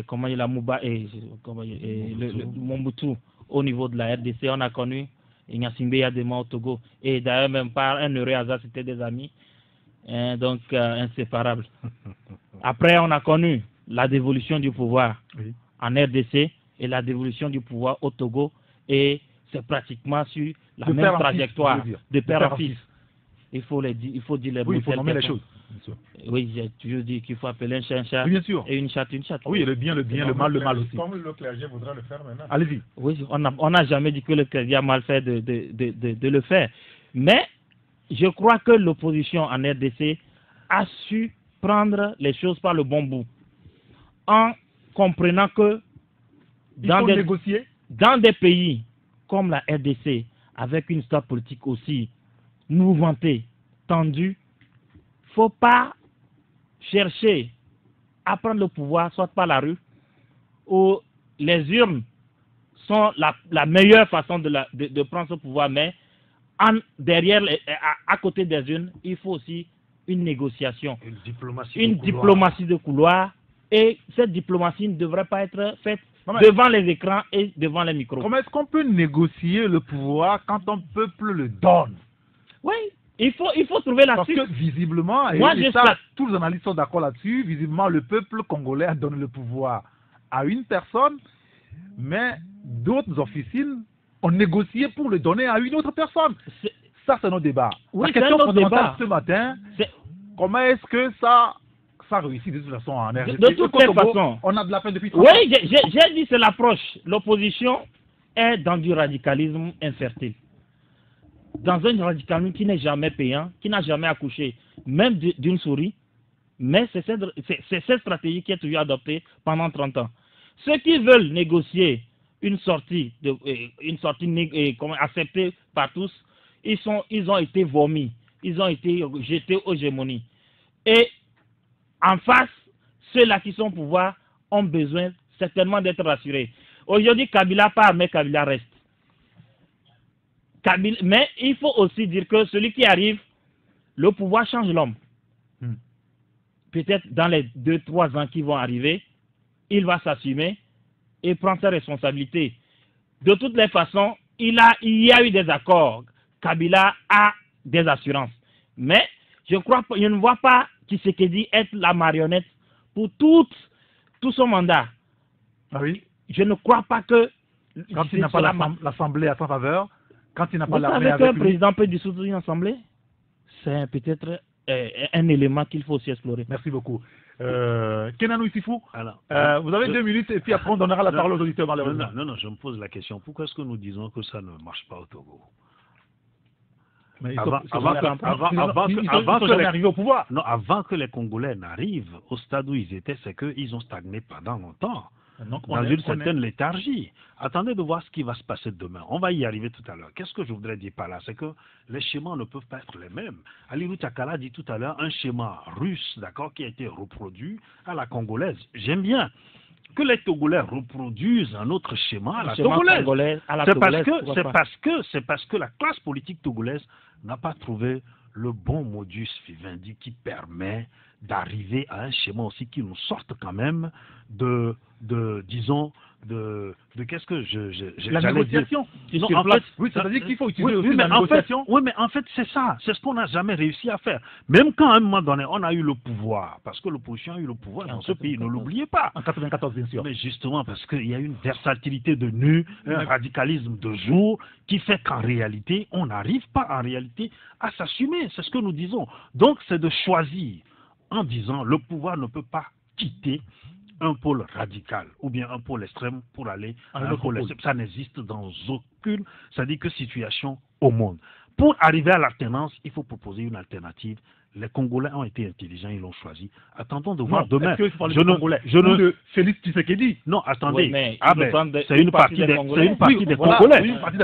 Et puis l'analyse selon laquelle on pense qu'on a négocié le pouvoir et qu'on lui a donné, mais attendez, vous ne savez pas ce qui s'est passé. Interrogez les Congolais. Quel est le pourcentage aujourd'hui qui dit je ne suis pas d'accord avec ce schéma et quel est le pourcentage qui dit je suis d'accord? Même ceux qui ont gesticulé, qui reviennent aujourd'hui, qui disent bon d'accord, on n'a plus notre, il faut qu'on y aille. Parce que vous pensez qu'on aurait pu laisser cette situation-là de tension, de guerre en RDC évoluer? Ça ne fait pas non plus les affaires, même si la mafia en profite. Donc je sais qu'on assiste aujourd'hui va garantir que les mafias n'opèrent plus. Non mais au moins, ça va commencer un certain dégel de la capacité de nuisance d'un certain nombre de forces en présence. Vous savez, c'est la meilleure situation qu'il y a eu pour le Congo. Que les Togolais réfléchissent à ce qu'il nous faut. Il y a un auditeur qui nous dit, vous pensez que si la communauté internationale n'a pas mis la pression sur Kabila, il n'allait pas céder? Donc deux situations différentes, nous dit donc l'auditeur. Un autre qui nous dit, s'il vous plaît, au Congo, la Constitution autorise que le président de la République peut dissoudre l'Assemblée nationale quand les choses ne vont pas bien dans le pays. Veuillez m'aider à comprendre cela. Non, mais je pense que c'est ça. Dans tout pays, c'est ça. Alors, je voulais... oui, allez-y, Tchakala, rapidement, avant de donner la parole aux auditeurs. Allez-y. Non, quoi qu'on dise, moi je dirais que Kabila, c'est ce bon joueur d'échecs. Il a su tirer les bonnes ficelles. Oui, il a su tirer les bonnes ficelles. Kabila n'est plus président de la République, mais Kabila reste ce grand monsieur qui aura toujours son mot à dire. Quelles sont les assurances qui lui ont été données?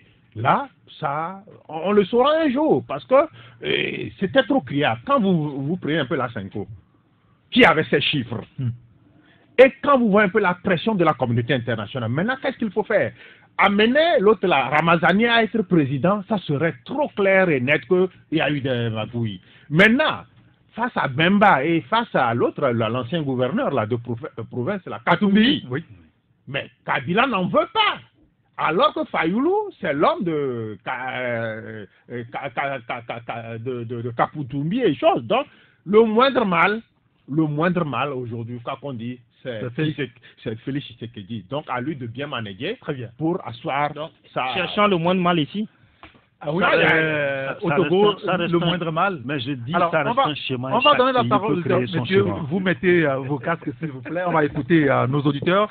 C'est sur le 93 96 99 99 ou le 99 20 09 59. Vous pouvez nous appeler pour intervenir sur les sujets que nous venons d'aborder. Nous avons parlé de la société avec l'éducation, le chômage et tout cela compris. On a parlé de l'immigration avec le rôle que la France joue si elle est responsable de la situation, de la souffrance de l'Afrique. Et puis, on vient de clôturer un petit peu avec la politique togolaise, avec le cas de la RDC, un rapport avec le Togo. Et notre premier auditeur au bout de fil, allô? Allô, bonjour, monsieur Eric. Oui, bonjour. C'est monsieur Kolani, j'appelle d'abord. Hein. Monsieur Kolani, nous vous écoutons. Oui, c'est pour le boulot, là. Moi, des fois, je me pose la question de savoir pourquoi on ne remet plus à l'école. Hein, c'est l'État togolais posé du ciment, du fer, du chaud, des peintures. Et que nous avons mis à l'école comme les ingénieurs, on peut construire nos bâtiments. Aujourd'hui, c'est les Chinois qui ont construit nos bâtiments, même les routes, là. Tout ce que nous avons pris à l'école, qu'est-ce qu'on en fait? Quand on dit qu'il y a des cheveux, moi, je ne comprends pas sincèrement, hein. Sincèrement, quand on dit que le Togo, oui, l'Afrique est un chantier. Mais qu'est-ce que ces Africains font? Aujourd'hui, c'est les étrangers, c'est Satom qui vient encore. Après, c'est 40 ans d'indépendance, c'est Satom qui vient faire encore des routes. Pourquoi? Oh, nous avons été à l'école, nous connaissons tous ces formules-là. Les bitumes, là, je ne comprends pas. Je ne comprends pas. Ceux qui nous dirigent n'ont qu'à comprendre qu'ils n'ont qu'à libérer le terrain pour qu'on puisse sortir nos génies, là. Combien de temps on a sur la terre? Des fois, c'est un peu frustrant, là. Hein? Monsieur Riche, c'est frustrant. Quand on me dit qu'il y a des chômeurs au Togo et qu'on peut créer de l'emploi pour les uns et les autres, aujourd'hui, quand on me dit Togo comme là, qui licencie des gens, je ne peux pas comprendre aujourd'hui qui produit plus de l'argent si ce n'est pas la communication. On peut licencier des gens là-bas. Si vous n'avez pas le génie de créer du boulot, ce n'est pas la peine d'être directeur là. Et dégager pour que d'autres viennent faire le génie. D'accord, très bien. Monsieur Kolani, merci de nous avoir appelés. Il y a un auditeur qui nous dit, sur la question des Occidentaux, il dit, mais c'est bizarre. Si les Occidentaux eux-mêmes se querellent et dénoncent les relations que certains de leurs dirigeants ou pays ont avec l'Afrique et que les Africains eux-mêmes disent que c'est faux, moi je tombe des nues. Pour moi, c'est un faux problème et vous perdez le temps en discutant de cela. Non, c'est pas du tout vrai, on ne perd pas du temps. Alors, parlons plutôt de nous-mêmes Africains, d'accord? Et le comportement de nos chefs d'État. Les chefs d'État des pays francophones ne veulent pas du tout s'assumer. Discuter de cela et cesser de parler de la guerre entre Occidentaux pour leur propre intérêt. Quelle Afrique? Les Blancs réinventent toujours. La France et l'Italie se retrouveront pour voir comment revoir leur façon de se partager le gâteau. Quelle Afrique? Ne rentrons pas dans ce jeu. Oui, on en a parlé tout à l'heure. Allô? Oui, bonjour. Bonjour, cher commis. Oui, monsieur Rita. Comment allez-vous? Je vais bien, Je commence à m'habituer à votre voix. Nous vous écoutons. Merci beaucoup. Monsieur Rick, vous savez, lorsque vous avez parlé de l'emploi, vous avez mis mon ministre, cher Gilbert Bawara, où? Vous l'avez mis où? Vous l'avez oublié. Il est le ministre de la fonction publique. Vous l'avez oublié. Ça me chagrine. Allez-y. Je ne veux pas que le ministre me donne du boulot, parce que je veux du boulot, non, mais qu'il trouve un peu de boulot là où il faut. Dans tous les ministères, il y a le besoin. Il y a le besoin partout. Mais il a pris son bout de temps pour faire la politique. Moi, ça m'énerve de lui. Quand je reviens au niveau de la France, vous l'avez rappelé tout à l'heure, nos imperfections et nos faiblesses en Afrique. Mais je vous assure que c'est la France qui est le malheur de l'Afrique. Je vous donne un exemple typique du Togo. Nous avons connu le premier président le plus diplômé au monde, qui est Sylvanus Olympie. Quand il était revenu, il a tout fait pour payer sa dette de 800 millions à la France. Il a voulu retaper sa propre monnaie pour pouvoir construire son pays, donner son génie à son pays. Qu'est-ce qu'on a fait? On l'a assassiné. Et on a pris cet exemple-là qu'on a ventilé sur toute l'Afrique. Où est Sankara? Où est le Ghanéen? Kwasi Nkrumah? On en avait des valeurs. Mais à chaque fois que ces valeurs veulent s'éclore, on les tue. Et la France continue par mettre des filiales, des multinationales pour nous cadrer, pour nous quadriller, pour qu'on ne puisse pas évoluer. C'est ce qui se passe. C'est sûr que on fabrique les armes où? Est-ce que le Togolais fabrique les armes? Mais on trouve les armes où pour pouvoir s'entretuer. La formation se fait chez eux. Ce qu'on a appris, c'est pas ce qu'on applique chez nous, ici au Togo. Franchement, moi je reconnais que nous avons des faiblesses que nous devons corriger. Mais l'ennemi propre du Togo, c'est la France. D'accord. Merci. Très bien. Merci beaucoup, M. Combi. Merci de nous avoir appelés. On va prendre un auditeur sur le 93, 96, 99, 99. Allô? Oui, allô. Oui, bonjour. Bonjour. Oui, je voudrais participer à votre émission. Bien sûr, vous êtes à l'antenne. Quel est votre nom? On va aller très rapidement. Je suis M. Kossi. M. Kossi, nous vous écoutons. Oui. D'abord, sur le premier point par rapport à l'éducation. Oui. Aujourd'hui, pour nous, ce n'est pas seulement donner, excusez-moi, à la fin de notre formation, les diplômes, mais c'est donner des compétences. Il y a beaucoup de jeunes aujourd'hui qui recherchent de l'emploi, mais ils n'ont pas la capacité, le potentiel qu'il faut pour ces emplois. Ah oui, ça fait deux choses bien différentes. C'est-à-dire qu'avoir les diplômes, c'est une chose, et puis avoir de la compétence, c'est autre chose, c'est ça? Oui, bien sûr. Et c'est la partie compétence qui est importante pour nous aujourd'hui. Depuis, je crois, c'est pratiquement un an, qu'on essaie de discuter avec le gouvernement pour faire des formations en développement de capacités pour ces jeunes-là. Mais malheureusement, comme dans nos pays, tout est politisé, ça n'avance pas. Quand tu veux faire quelque chose pour faire avancer le pays, on te donne une couleur politique. Et excusez-moi, moi, ça commence pas, mais désolé, parce que aujourd'hui, on accuse la France, mais c'est sur ces conditions-là qui nous donnent le courage de peut-être quitter le Togo et d'aller voir ailleurs. Il y a des jeunes avec qui nous avons fréquenté, qui sont partis, mais quand ils sont revenus, quand tu vois leur vie, tu vas penser qu'eux, ils sont nés peut-être en France. Nous, on est nés au Togo, donc on n'a pas la même chose. Or, c'est fou. Ils n'ont pas deux têtes, ils n'ont pas trois têtes. Aujourd'hui, nous voudrons que le débat quitte le côté politique et qu'on puisse penser vraiment au développement de notre pays. Le deuxième point sur lequel je veux réagir, c'est par rapport à ce qui se passe au Congo. Oui. Et aujourd'hui, moi, je veux dire ceci. Le discours que le ministre des Affaires étrangères de la France a tenu lorsque les leçons ont été données. Jean-Yves Le Drian, oui. Et le discours qu'ils ont donné à la fin, vous allez voir que c'est deux choses différentes. Pourquoi? Parce qu'au départ, la France n'avait pas vu ses intérêts dans le président qui a été élu. Parce que lui, il a fait ses études en Belgique, et vous allez voir le discours de l'ancien ministre de la Belgique, son discours est catégoriquement différent par rapport au discours que la France a donné. Voilà un peu, parce que eux aujourd'hui, ce sont les intérêts qui cherchent. Moi, j'aurais aimé que ce qui s'est passé au Congo, que nos politiciens quand même puissent tirer des leçons, surtout l'opposition. Aujourd'hui, quand tu es dans un pays où la dictature a vraiment pris le pas, il faudrait des fois qu'on mette un peu d'eau dans son vin. On ne va pas tout le temps dire, comme on va prendre le pouvoir, on va faire ci à cela, on va faire ci. Ce n'est pas possible. Tu n'as pas encore pris le pouvoir. Qu'est-ce que tu peux faire? Tu penses que ces personnes vont te donner le pouvoir pour que tu les fasses du mal après? Voilà un peu comment est-ce que nous faisons la politique dans nos pays. Et quand toi, jeune aujourd'hui, tu décides, parce que moi je suis jeune, je suis entrepreneur, depuis un an déjà, je fais des choses gratuites pour cette jeunesse togolaise. Mais quand tu veux faire plus, on pense que tu es politique, on pense que tu as une envie peut-être de prendre le place. Et ça, aujourd'hui, c'est un problème qu'on doit normalement revoir. Très bien. Ben, écoute, merci beaucoup, M. Kossi. Merci de nous avoir appelés. Je rappelle nos deux numéros de contact, le 93 96 99 99 ou le 99 20 09 59 pour nous appeler en direct. Ou vous souhaitez nous envoyer un message, SMS ou WhatsApp, vous nous envoyez le message sur le 90 71 49 62. Allô? Allô, bonjour. Bonjour, cher ami, comment allez-vous? Oh, je vais bien, vous? Ça va très bien, merci. C'est monsieur? Monsieur Senghor, Senghor. Monsieur Senghor, nous vous écoutons. Oui, bon, ok. Je voulais intervenir en disant que tous les éditeurs, ça veut dire qu'aujourd'hui, nous ne devons pas être étonnés de la France, parce que, vous savez, les pays africains, surtout les économies, sont méchants de la France. Donc, c'est fort possible que vraiment que ça puisse aller comme ça. Donc, ne nous étonnons pas. Vous voyez, et voyons tout ce qui se passe. Donc, remettons toutes choses entre les mains de Dieu. Hein, d'accord, très bien. Merci beaucoup, Senghor. C'est vrai que s'il faut remettre tout dans la main de Dieu. Alors, il y a un auteur qui nous dit ce qui manque aux opposants togolais, c'est de la négociation douce. Eux, ils sont enfermés dans un radicalisme machiavélique, nous dit donc l'auditeur. Allô? Un autre téléphone, allô? Oui, bonjour, monsieur Eric. Bonjour, cher grand citoyen d'État. Comment allez-vous? Je vais bien, c'est monsieur Mathieu. Monsieur Mathieu, nous vous écoutons. Oui. J'aimerais rebondir par rapport au travail. Mathieu?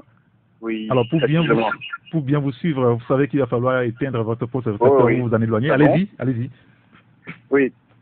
D'abord, j'attendais qu'on disait que si, par exemple, comment appelle-t-on, quelqu'un qui a un diplôme n'arrive pas à trouver un emploi, d'aller faire, par exemple, s'il fait de la maçonnerie, aide maçon.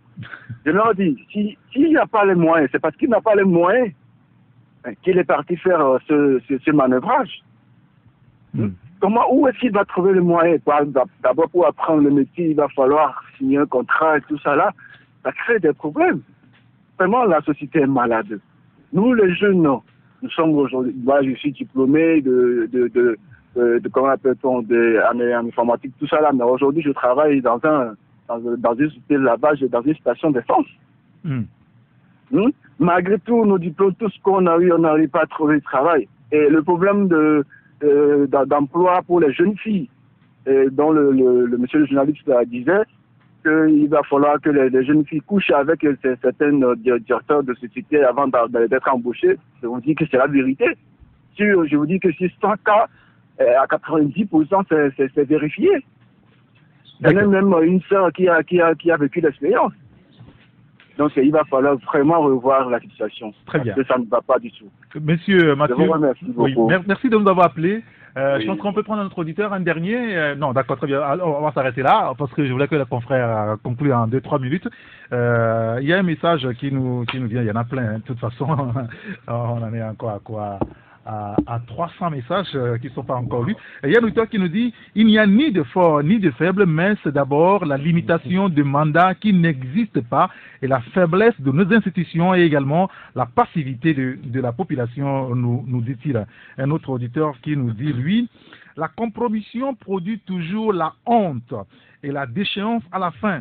Ne faisons pas la myopie intellectuelle en pensant que les compromissions éhontées faites en RDC est la meilleure solution. Quand on trahit la décision du peuple, Dieu ne pardonne pas. Attendez, et vous verrez le sort du président nommé à la RDC. Et ça, c'est fort. Je veux qu'on conclue parce que ce débat est interminable. Même 2 jours, 3 jours, on ne finira pas. Je vais commencer par vous toujours. Chakala Alero, on va faire le tour de table très rapidement. Non, mais s'agissant du premier volet de nos échanges ici, je crois qu'il appartient à l'État de créer des conditions pour que les jeunes puissent s'exprimer sur le terrain. Il y a des départs massifs à la retraite, mais malheureusement, il n'y a pas d'embauche, il n'y a pas de concours de recrutement, c'est des petits raccourcis, des volontariats pareils, et on s'enorgueillit, on se pourlèche la babine que non, c'est bien, alors que ce n'est pas la bonne option. Maintenant, s'agissant de la RDC, c'est vrai, et je rejoins le dernier intervenant dont le message a été lu. C'est vrai, les compromissions, ça n'a jamais donné de bons fruits.